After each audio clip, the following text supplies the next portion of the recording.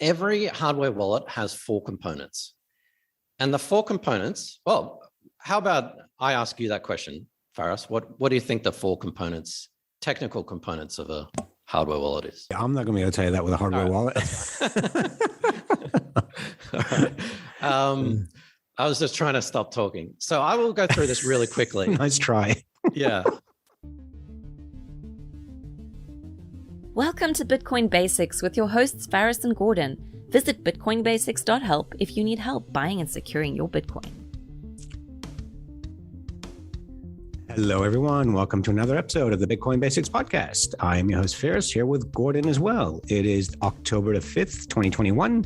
The price of Bitcoin is hovering just above $49,200 per dollar. That will get you 2,029 Satoshis.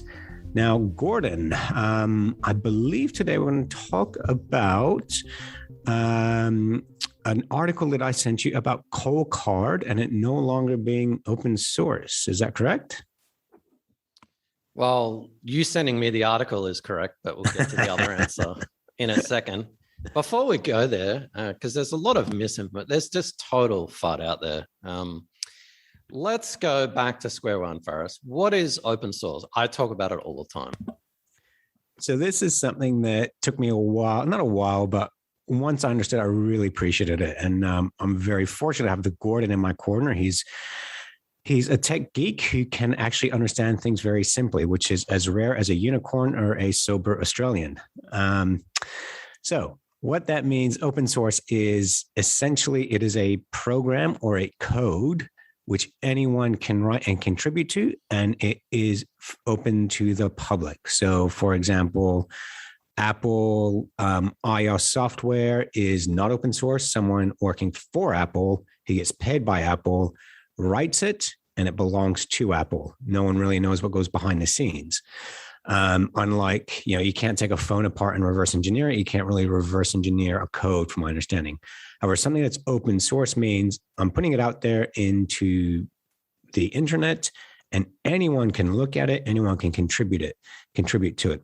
What I appreciate about it more is, as Gordon would say, that gives more eyeballs looking at it. So if you have a couple hundred employees at Apple looking at this code versus basically every tech around the world looking at this code. So you go from a couple hundred tech developers to several thousand looking at this code. It's more likely, they'll pick up mistakes, but also they'll pick up potential threats. So open source basically means you have more people working on it, contributing to it. So Windows 10 is available if you search for it on the Microsoft site, or even a Google search for it, Windows 10 ISO. It is freely available. You can download it. There are probably thousands of people at Microsoft working on it. Is that open source? No, because you can download it. It doesn't mean the code is open source. The product that they created was created by Microsoft. And I would argue it is deliberately plagued with bugs because it keeps IT guys in big corporations, gives them a job. I find it quite funny, Gordon. People like yourself, people that work in the IT industry, hate Apple products because they know it makes their job somewhat redundant because it's not plagued with critical errors. Mac OS and Apple is just plagued with as many bugs and whatever as Microsoft. So there's from an open source point of view, there's no difference between Microsoft and Apple. Yeah. I don't think Microsoft and Windows needs to deliberately put bugs into their software. I think that just happens naturally. They don't need to do anything extra with that.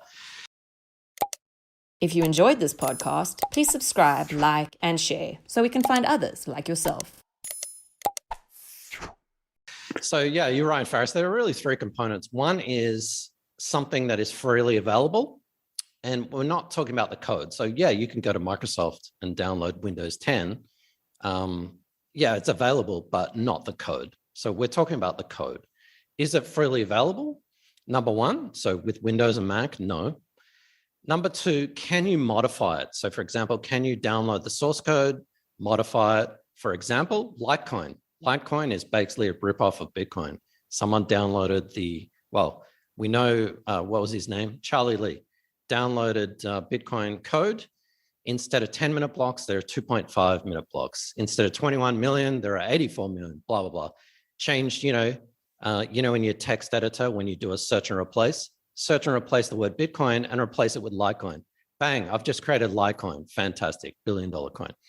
So is it freely available? Is it able to be modified? But most importantly, I would say, is can you redistribute it? So for example, there are a lot of software out there that is sort of freely available. Even the source code, you can actually download it, but you can't redistribute it and sell it commercially or even non-commercially as well. So you've got those three components. You've got the freely available, the modification, and the redistribution.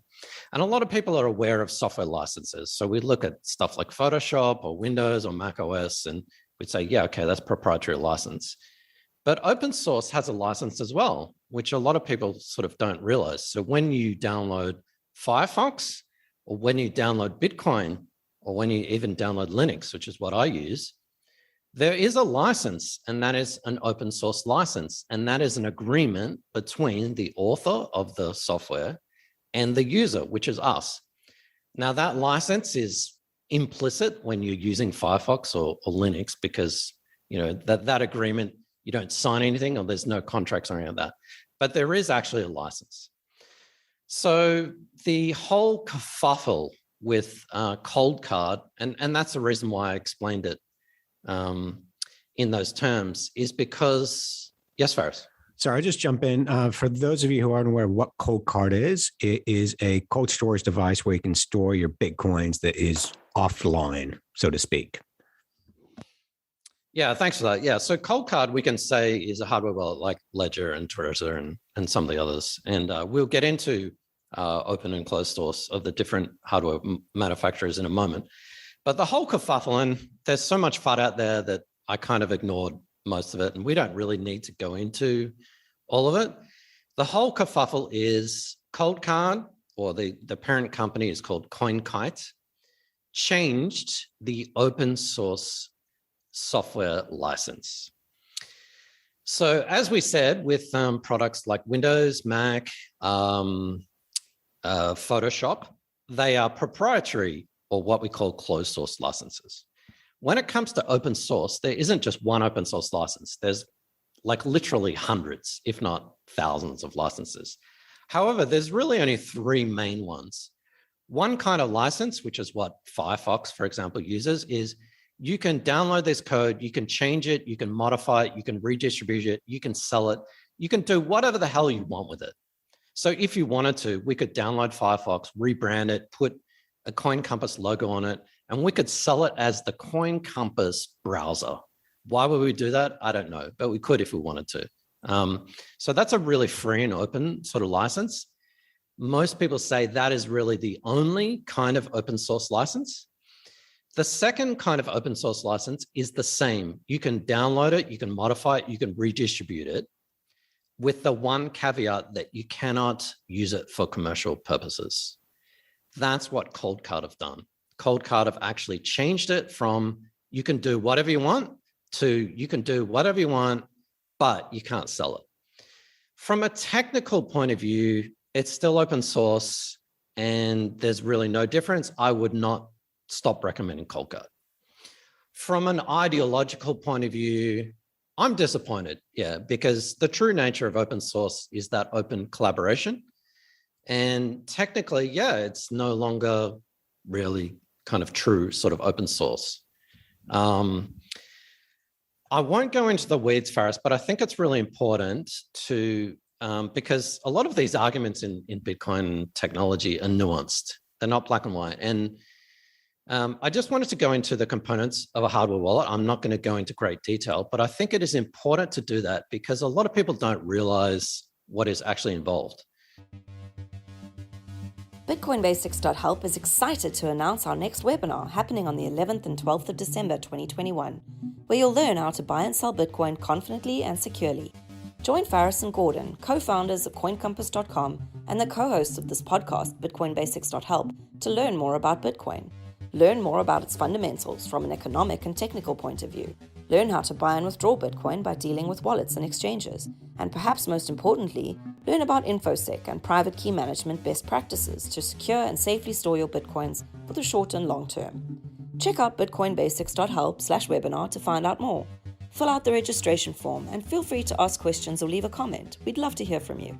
bitcoinbasics.help/webinar. We hope to see you there. Any hardware wallet, and I'll use the three examples, a Trezor, a Ledger, and a Coldcard. Every hardware wallet has four components. And the four components, well, how about I ask you that question, Faris? What do you think the four components, technical components of a hardware wallet is? The technical components for hardware wallet. I'll struggle to get four, I think. So number one is, let me start with basic. One is they obviously need to be able to receive private keys. Sorry, not functionality, but actual, physical and software components. Okay. So, you need to be able to hang on, sorry. I'm about to repeat myself. That's all right. So the difference between a cold storage device and say a mobile wallet, is that what you mean? Well, for example, with a computer, you could say a computer is made up of a hard drive, a CPU, memory, and some sort of operating system. Like there's those sort of four components. Yeah, I'm not going to be able to tell you that with a hardware wallet. I was just trying to stop talking. So I will go through this really quickly. Nice try. Yeah. And I think it's really important because there are no blog posts, and this is where tech journalism is kind of dead. Like you look on Twitter and there's just people shouting at each other and everything's black and white. Oh, it's open source. It's not open source. It's like, well, yeah. Okay. So the four components are, number one, you've got some sort of interface. So you need, even though it's a hardware wallet, you need a piece of software. So for example, if you've got a Ledger or a Trezor, you need to download their wallet software and put that on your phone or on your desktop. Number two, you've got the actual, what is called the MCU. That's a fancy word for microcontroller. That's basically a CPU. It's a general purpose CPU. And that's basically what does pretty much everything. It's kind of like the hardware that's kind of like a CPU. The third thing is the software for that CPU. Now, the technical term is firmware.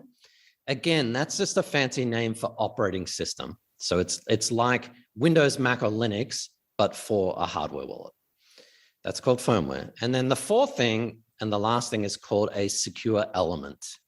That is a secure chip like you find in SIM cards, some of the digital passports that really they don't even have an operating system. They're so simple, but all they do is generate keys, generate random numbers, and they do like 3 or 4 different things. That's all they do. And so a lot of people are like, oh, Ledger is closed source. Trezor is open source, and now Coldcard is now not open source. That's complete rubbish because there's not a single hardware wallet that is truly open source.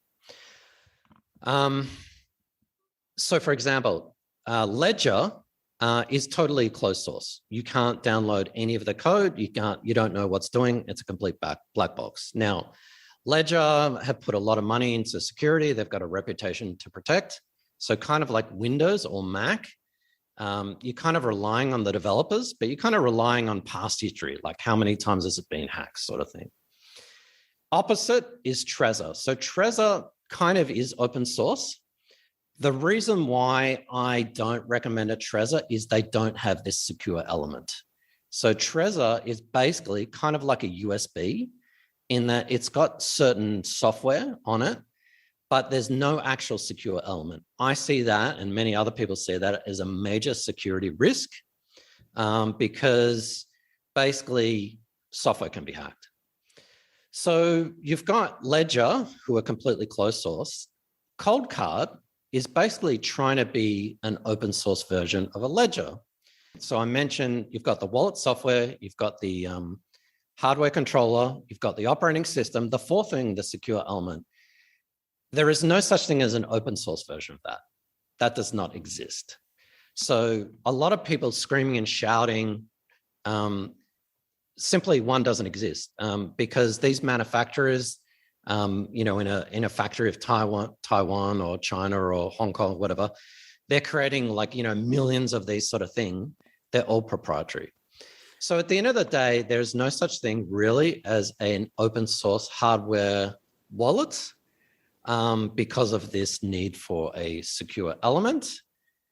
I don't necessarily, from a technical point of view, blame Coldcard for switching the license. From an ideological point of view, it is disappointing. The last thing I'll say, Faris, and I've gone on way too long and people are like, what the hell are you talking about, firmware, whatever, is the only reason why Coldcard, and this is why I'm disappointing, really changed their license, is because someone took their open source code, a project called Passport, and they are now making a competitive product called the Foundation Device Password. Right.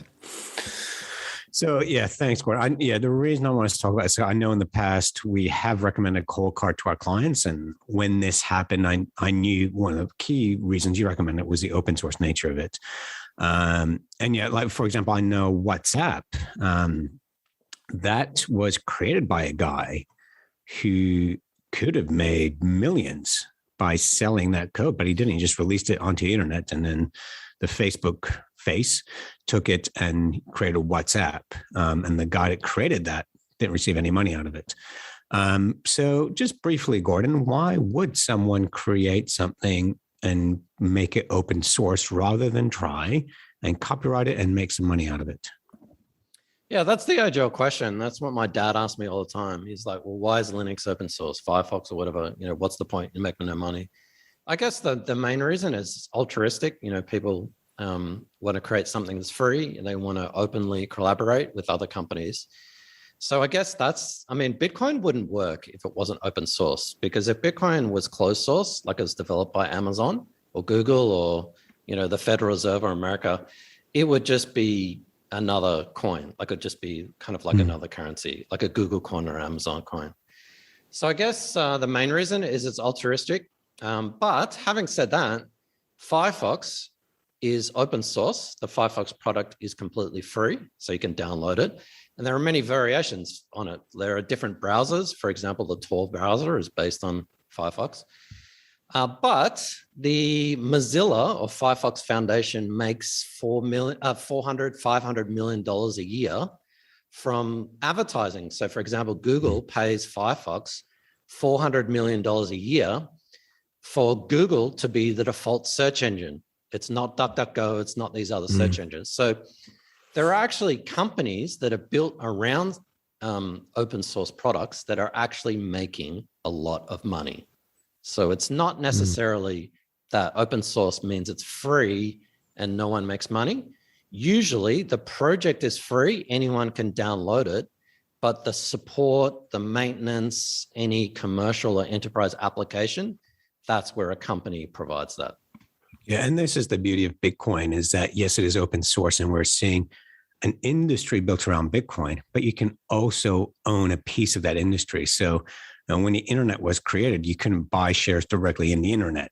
That was impossible. When the telephone was created, you can buy shares directly in the telephone, in that adoption rate. You can do that with Bitcoin by buying Satoshis, buying parts of Bitcoins or whole Bitcoins if you can afford them. So that's the beauty of Bitcoin. You can buy shares in this emerging technology, in this long overdue store of value and currency, as well as create businesses around it.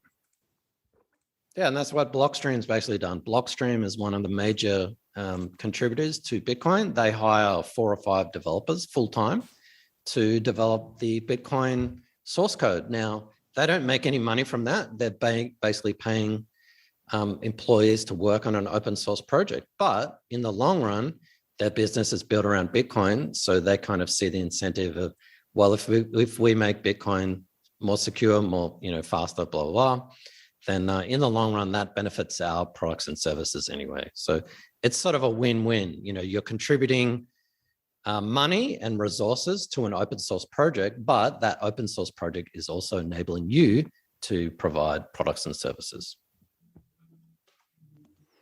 Thank you, Gordon. I know that was a lot for you to go through. Really appreciate it. And again, everyone listening, if you have any queries, if you want us to answer any of your questions about Bitcoin, nothing is too complex or too simple, please go to bitcoinbasics.help and you'll see a microphone icon. Click on it and you'll be able to pose your own question and we will answer it on air.